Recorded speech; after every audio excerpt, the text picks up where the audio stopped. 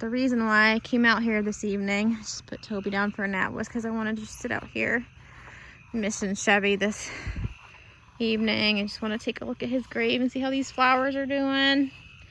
They're definitely getting bigger. Wow, look at that cosmos. That was not that big yesterday.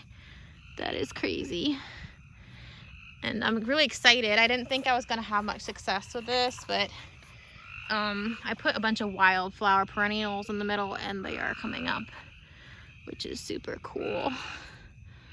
So that's really exciting. That's a zinnia. It's looking pretty good.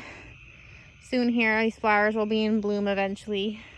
So also I wanted to come out here really quick because I made a mistake, and I think that I said in a previous video that I had showed y'all how to identify elderberry flower, and I didn't. And I'm out here now and I have some umbels that are flowering, and I just wanted to show you really quick. Hopefully you can see kind of how to ID the plant and what to look for if you're harvesting elderberries or elderflower.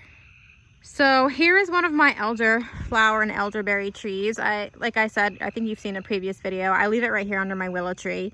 I asked my husband to leave it here before we got married, when we were cleaning up the property for our wedding. And so here it is, and it's a really convenient spot to harvest, and they're really beautiful anyways. So here's the flowers. And they're usually really tall. This is probably like 8 to 9 feet tall. And they can get huge. They can get like trees. They're kind of like bushy trees. And I just want to give you an idea of what the foliage looks like. You've got opposite leaves that are serrated, kind of. And you don't want to mistake this for like hemlock or something like that, because that's extremely poisonous. Just for me, because I know the plant, it would be very silly if I was to mistake it for it, but I could see like a first-time person never harvesting elderflower before, you couldn't mistake it, mismatch it potentially. The flowers are small, tiny, and little white ones. And if you look on the bottom, this is the way you really tell elderflower. Look, it's on like an umbrella. It's also known as an umbel. And you can see they kind of come up in like an umbrella. Kind of makes an umbrella.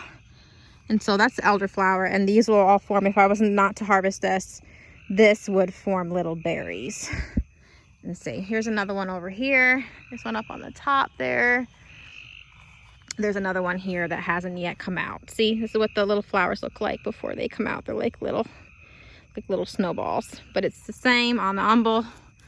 You can see come up, kind of spread out like an umbrella, kind of similar to a Queen's Anne's lace flower. Kind of the same composition. I'll walk you back here. Here's another elderflower plant, elderberry plant back here in my tree line. I know it's really dark out, guys. I apologize, but I wanted to get this before the flowers come off, because this one looks like this one should be harvested right about now. Yes, here's another one. So you can kind of get an idea what it looks like when the flowers start to fall off. Same, same umbels. This one's really tall.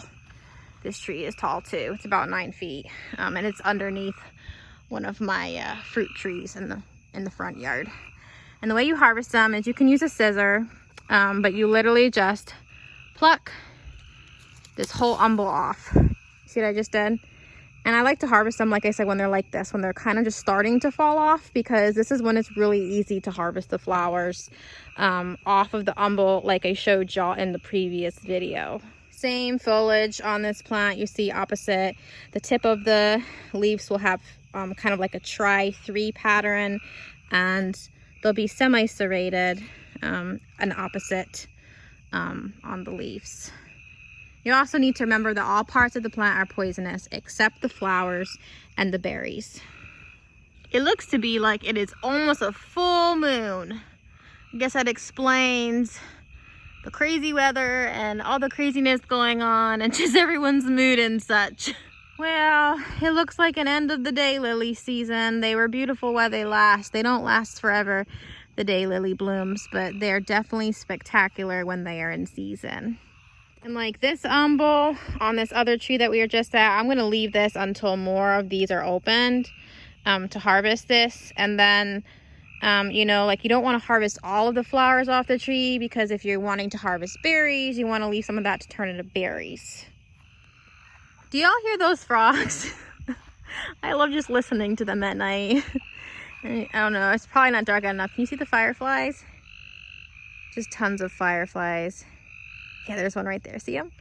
Maybe get a little darker, you can see them a little better. But it's just magnificent, because we just live pretty much in the middle of several fields, and you know, we have woods on further back. Y'all can see the tree line, but it's just miraculous. The fireflies just light up over all the fields, and it's just so beautiful. Chevy's great. The solar light's coming on. So pretty.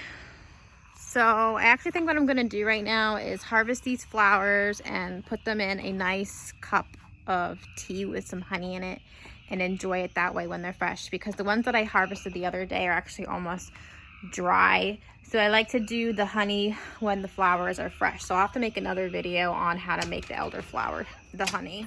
Just to give y'all an idea of how fast this rain is making my garden grow. Look at that cucumber.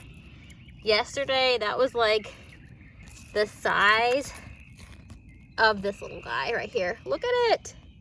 Soon I'll be having cucumbers to pick.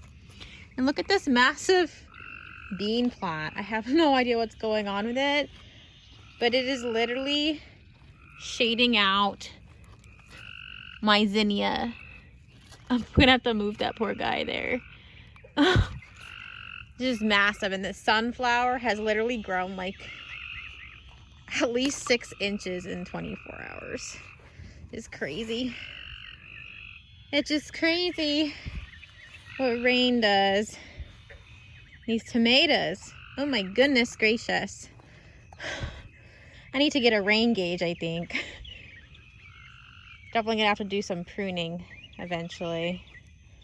It does concern me that I haven't had any signs of beans or any fruit setting yet on this plant. I did plant it in pure compost, and I think that it might be a pure issue of it has way too much nitrogen, because I know beans don't like too much nitrogen, and often they won't set fruit and they won't flower as much when they're grown in too much nitrogen. And like you can see, it's got flowers on it, but it's buds, but it's only been mainly primarily male flowers.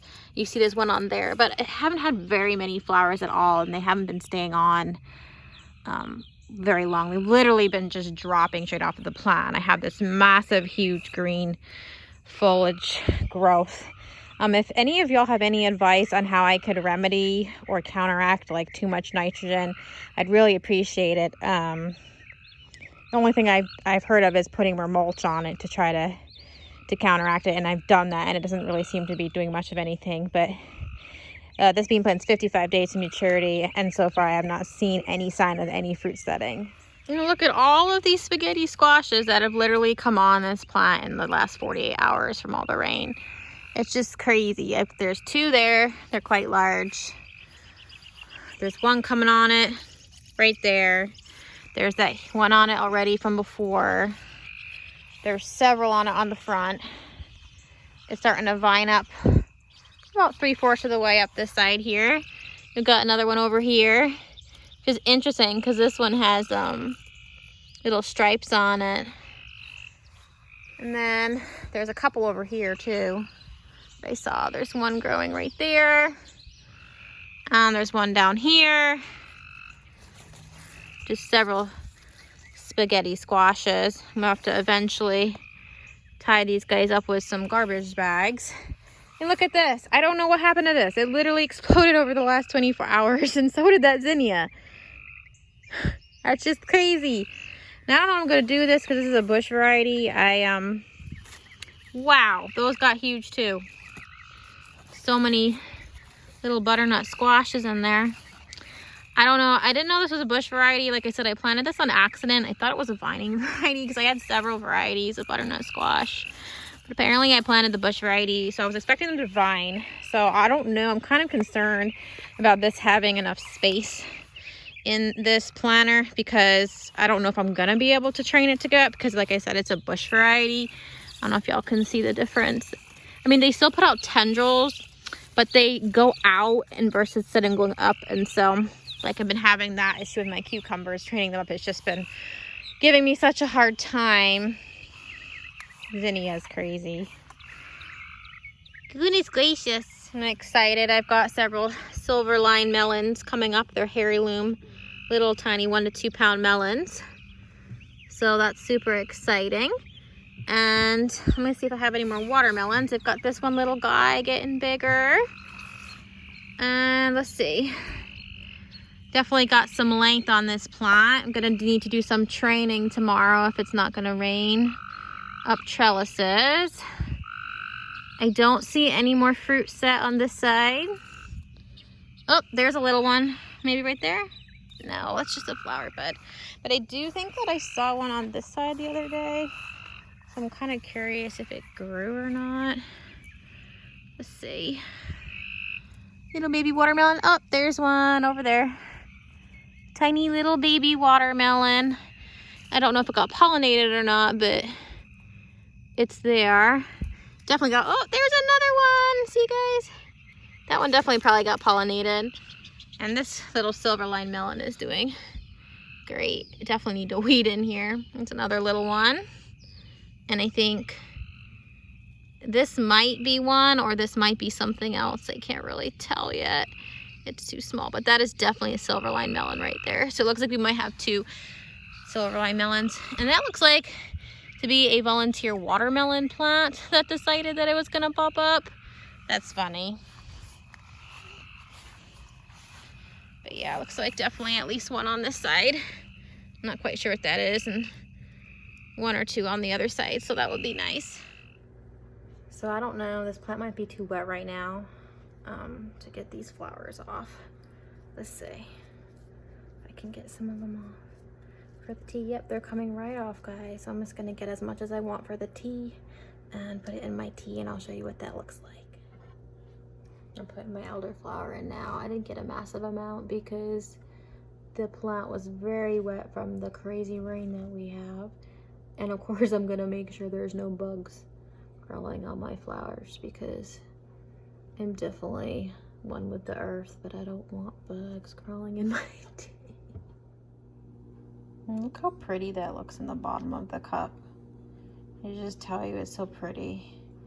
Especially when you infuse it in honey and you just take like a teaspoon of the honey with the elderflower in it, and you just put it in the bottom of the cup, and then you pour your water over it, and then when you get to the bottom of the cup, you know, your last couple sips, just those flowers, they kind of, you know, mull around in there and get all on the sides of your cups, and they're just really delicious to even drink them too. They're just so pretty. I just think they're so pretty and dainty.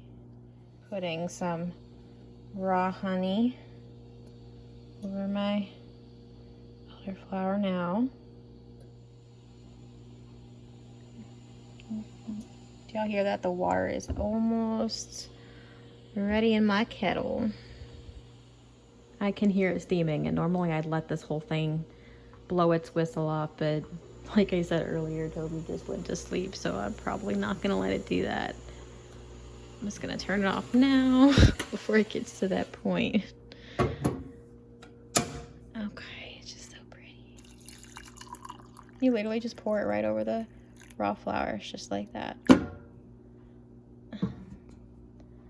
And there you have it, and you just stir it up and drink it, and you let it, you know, kind of sit in there for, you know, about 10 minutes to get the flavor. And I don't know how to describe it. They're really floral and sweet, and they're just wonderful. You just have to try it to know what I'm talking about.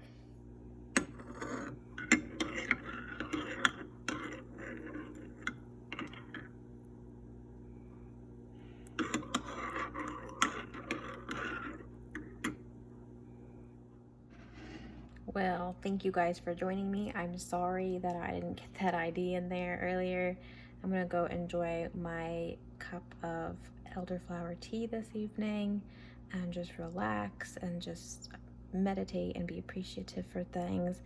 And I hope you'll have a great night. Thanks for liking, subscribing, sharing. Subscribe to see my next video. Be blessed, y'all. Good night.